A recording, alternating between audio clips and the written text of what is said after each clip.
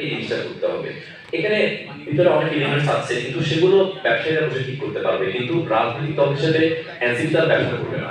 NCP করবে ব্যবসায়ীদের সামাজিক নিরাপত্তা এবং পরিবেশ নিশ্চিত করবে এবং আমাদের দেশের ক্ষুদ্র এবং মাঝারি ব্যবসায়ীরা আছে তাদের জন্য ব্যাংক লোনকে সহজে যেন তারা পায় সে পলিসি মেকিং এ এনসিপি রাজনৈতিক দল হিসেবে ভূমিকা রাখবে এবং দক্ষ জনশক্তি গঠনে ব্যবসায়ীদের উদ্বুদ্ধ করতে হবে।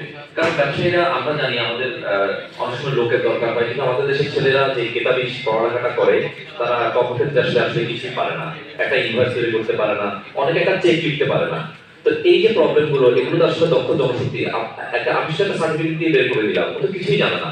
কিন্তু আমরা কি দেখি একটা মানুষের পড়া নাই লেখা নাই সে হয়তো ক্লাস 8 পর্যন্ত পড়েছে, সে হয়তো একটা দোকানে চাকরি করেছে দীর্ঘদিন, সে অনেক বেশি দক্ষ হয়ে যায়। কেন? কারণ সে একজনের কাছ থেকে হ্যান্ড টু হ্যান্ড অনেক কিছু শিখে। এবং নতুন ব্যবসায়ীরা যারা আছে তাদেরকে আসলে রাষ্ট্রীয় সহযোগিতা প্রদান করতে হবে। আমরা নতুন কোনো সেক্টর আসলে আমরা সেটাকে সম্পূর্ণ প্রাইভেট ক্ষেত্রে ফেলে দিই। রাষ্ট্র সেখানে কোনো স্বাস্থ্য সেবা নাই, সেটা গ্রো হোক, তারপর আমরা সেখানে করবো, মনোযোগ দিব। নতুন ব্যবসায়ীদেরকে অ্যাটিটিউডটা চেঞ্জ করতে হবে এবং রাজনৈতিক দল হিসেবে এটা এনসিপিকে অবশ্যই মুখোমুখি হবে, অলরেডি হচ্ছে। ঋণ এবং বিল খেলাপি যেসব ব্যবসায়ীরা আছে যারা নিজেদের ব্যবসায়িক সুবিধার জন্য রাজনৈতিক দলকে ব্যবহার করতে চাইবে এনসিপিকে, তাদেরকে যেন এনসিপি কোনো সুযোগ না দেয়, আমি সে আহ্বান করবো এনসিপিকে।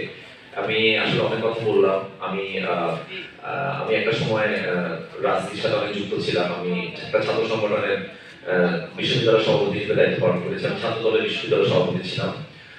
রাজনৈতিক দলগুলো তার নিজস্ব স্বার্থের জন্য অনেক কথা বলে, এনসিপি কে আমরা সেভাবে দেখতে চাই না। এনসিপি মানে ক্ষমতার পাওয়ার রিস্ক করবে না, পাওয়ারে যদি জনগণ যদি তাদেরকে যদি বসায় তারা তাদের দায়িত্বটা পালন করবে, কিন্তু ক্ষমতার জন্য মানে যেভাবেই হোক কিছু একটা করতে হবে সেটা আমরা এনসিপির কাছ থেকে আশা করি না।